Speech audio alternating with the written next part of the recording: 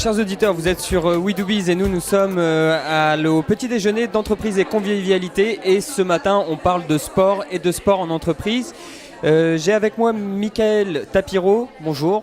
Bonjour. Alors vous êtes ancien joueur de rugby au Stade Français et aujourd'hui vous êtes président de Sport Management School.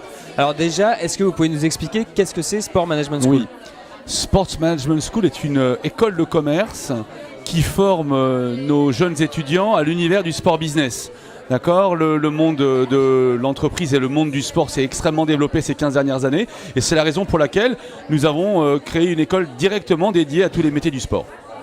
Alors ce matin, vous êtes intervenu sur une conférence et le thème de la conférence était « Faut-il considérer le sport comme un facteur d'épanouissement multicritère pour les enjeux du 21e siècle ?» Alors qu'est-ce que vous pouvez nous dire à ce sujet-là ? Vaste programme en fait. Pour synthétiser, il était question de réfléchir sur le positionnement du sport en entreprise, la pratique, mais pas simplement la pratique, l'engagement de l'entreprise vis-à-vis du sport et de ce que cela peut générer en termes de convivialité, en termes de bien-être.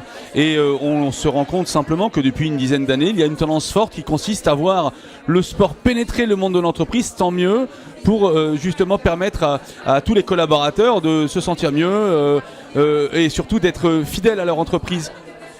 Alors aujourd'hui, comment est-ce qu'on fait pour développer justement encore plus le sport en entreprise ? Vous avez évoqué, je crois, l'idée du ticket sport comme il y a le ticket resto. Oui, alors c'est vrai que j'ai la chance avec mon activité de participer à la commission sport du MEDEF dans laquelle il a été évoqué de populariser, en tout cas de développer l'idée d'un ticket sport comme un ticket restaurant.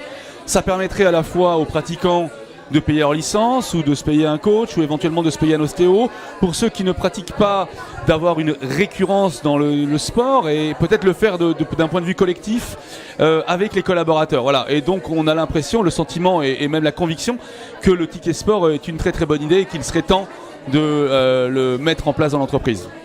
Allez, un dernier mot pour nos éditeurs au niveau qu'est-ce que vous leur recommandez en termes de pratique sportive ?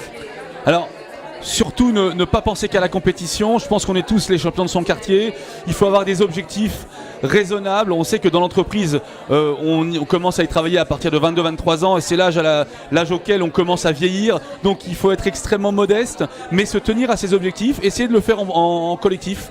Même si c'est de la course à pied, le faire à plusieurs, c'est plus entraînant. Et souvent, quand on a la flemme de se lever le matin quand il fait froid, le sentiment de ne pas vouloir planter ses camarades est aussi très très important. Voilà, donc pratiquons et chacun à son niveau.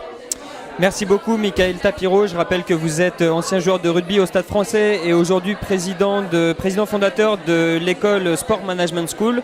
Et nous étions ici au petit déjeuner entreprise et convivialité. Merci, on continue sur l'antenne. Merci beaucoup.